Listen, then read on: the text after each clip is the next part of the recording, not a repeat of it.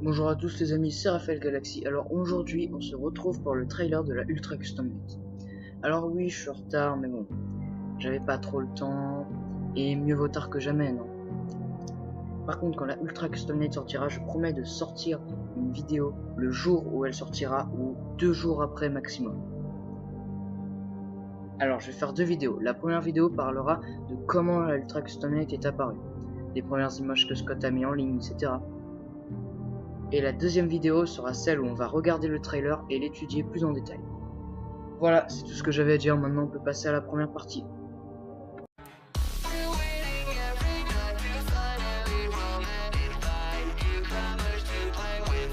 Alors, la toute première image que Scott a mis en ligne était le tableau, si je peux dire ça comme ça, de tous les animatroniques. Alors, ce tableau, je pense que vous l'aurez compris, c'est tous les animatroniques qui vont être dans la Ultra Custom Night.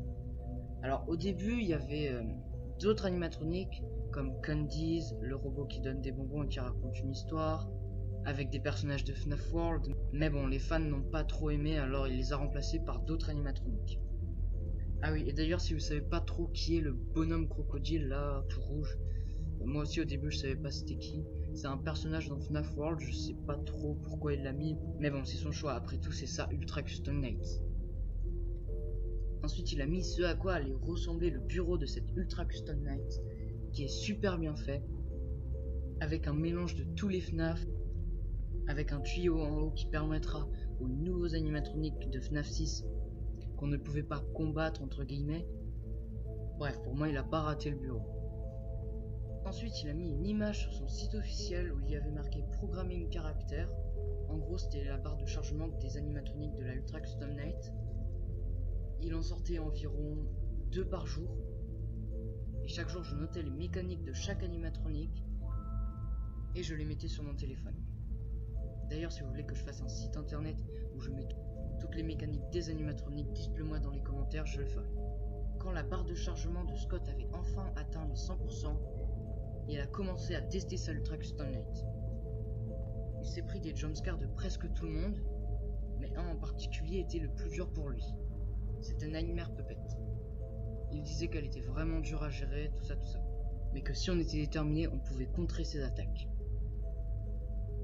Quand il avait fini de tester sa bêta, il commença à embaucher des gens pour faire les voix des animatroniques, comme par exemple Funtime Freddy, qui est d'ailleurs mon préféré pour l'instant.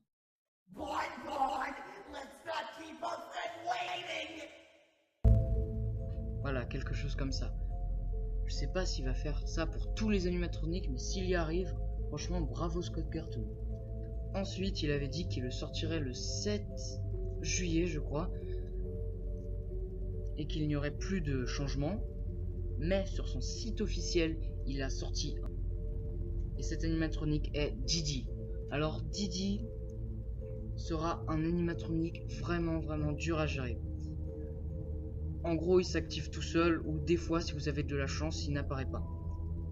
Qu'est-ce qu'elle fera, Didi? Qu'est-ce qu'elle fera ou qu'est-ce qu'il fera? Je sais pas trop. Dites-moi ce que vous en pensez dans les commentaires. En gros, s'il apparaît, il fera apparaître un animatronique au hasard dans votre nuit. Par exemple, imaginez que vous faites un défi du genre Chaos 3 qu'on verra dans le trailer, encore une fois. Et bien, il peut vous rajouter un animatronique random. Ça peut être énervant quand même, mais bon, c'est quand même gérable. Voilà, c'est tout ce que j'avais à dire pour l'instant. Alors, non, en fait, c'est pas tout ce que j'avais à dire. Mais bon, je vous dirai la suite dans la partie 3 qui va sortir un jour. Voilà. Donc voilà, on se retrouve dans la deuxième partie. Allez, bye.